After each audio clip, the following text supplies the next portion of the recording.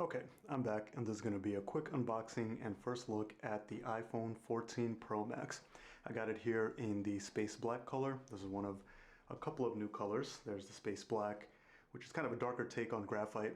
I've had the Graphite 13 Pro Max last year, which I liked. I kind of like the graphite color. To me, it's kind of understated, but has a little bit of shine. So the space black, my understanding is that it's very similar to graphite, but a little bit darker. And of course, this is the Pro Max size.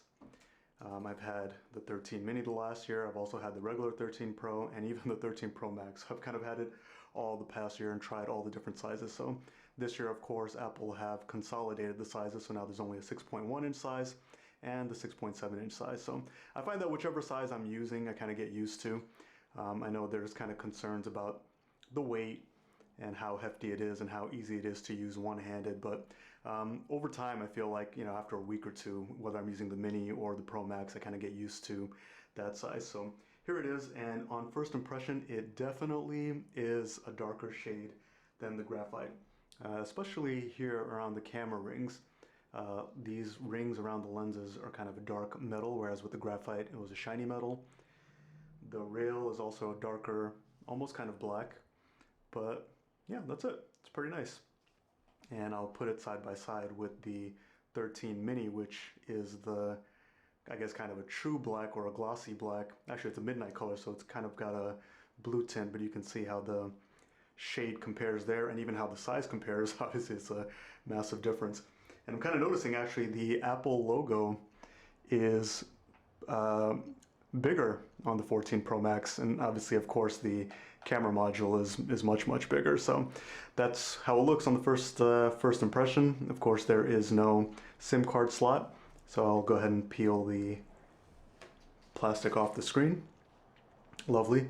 And here, while the screen is off, you can see the cutout for the True Depth sensor and for the front-facing camera, where the new Dynamic Island software feature is. So let's go ahead and turn that on, and we can see what else is in the box. Of course, minimal packaging. So we have the USB-C to Lightning cable. I personally am also looking forward to when Apple moves to USB-C for the iPhone, mostly for the faster data speeds. My iPad Pro has USB-C, my MacBook Pro has USB-C, and everything just moves a lot faster. So, of course, inside we don't have any SIM card removal tray anymore because it is only eSIM. Sticker and some, I assume, some warranty information and things like that. Usual paperwork. Fairly simple box, fairly simple unboxing.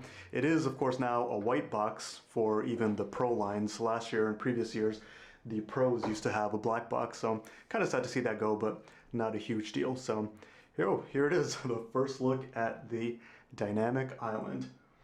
Pretty cool. So I'm going to cut the video over here and set it up real quick, and I'll come back with my thoughts and, my initial thoughts on what the phone is like. Before I finish completely setting up, I just wanted to quickly show my first little hiccup. When I did the direct-to-direct transfer for the iPhone, the number for the eSIM didn't transfer over. It said transfer failed. So now that I'm on the setup, I had to put in my phone number and the last four of my social to get a verification code from T-Mobile, which of course I received on this phone, which is doing the transfer, so I can't actually receive the text message code on the phone. I know the message has come in, I felt the phone vibrate, but I can't interrupt the transfer in order to see the code. So fortunately I have my iPad over here so I can enter in that code because I received it on the iPad. 6, that's it. Let's see if that does it, but it's just kind of goes to show that for most people, they might not come across this problem of transferring their eSIM over or activating a new eSIM from their physical SIM. I did happen to have eSIM set up on my Mini, but just to show that there are some hiccups in the transfer. Possibly T-Mobile has a lot of eSIM activations today for everyone else that has gotten their iPhone Pros and iPhone 14s. But yeah, not as seamless as, kind of popping out the SIM, putting it right into the phone. So that's kind of the first little hiccup about no longer having that SIM card slot.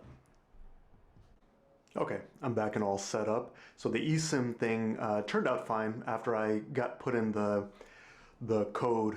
A few minutes later, the number did transfer over, so now I'm all set up on this phone. And yeah, overall impressions is that it is pretty cool. The camera bump, of course, is bigger than the 13 Pro and the Pro Max, which I don't have my 13 Pro anymore. In graphite, I sold it in anticipation of receiving this phone.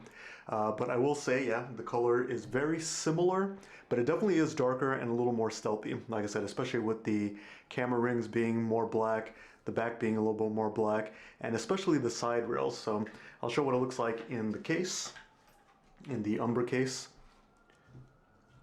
Pretty handsome look.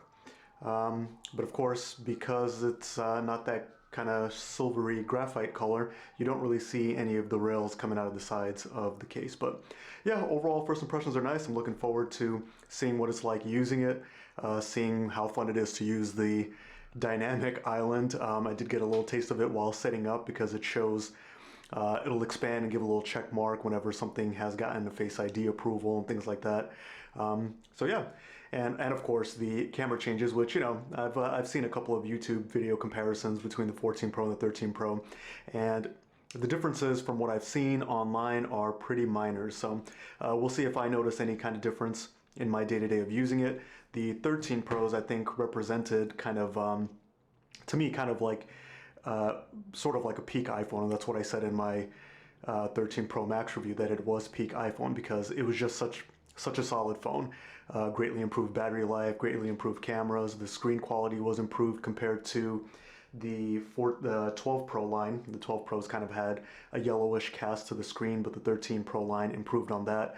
I like the colors. I like the size options, the fact that we had a mini at that point in time. So I'm looking forward to see how the 14 Pro Max compares, in my opinion. So I'll be testing those things over the next few weeks, and I'll probably come back with the long-term kind of thoughts. So this is it, 14 Pro Max in the new space black color in the Umbra case. And of course I dressed it up with a screen protector as well. And oh yeah, you also kind of, oh, by the way, there is a software update immediately upon setup. So I will do that in just a second. But here we get a preview of the always on display, which most likely I'm going to turn off because I do use an Apple Watch. So I like seeing the notifications on the watch, and even if it saves just a little bit of battery on the phone, I prefer to have the battery savings versus having the screen kind of dim and on. So as you can see, like, my wallpaper is still pretty visible, the widgets are visible. Pretty cool feature, but you know, I think I'm going to forego that. So that's it for my first unboxing and first impressions of the 14 Pro Max. Thanks for watching, and I'll see you guys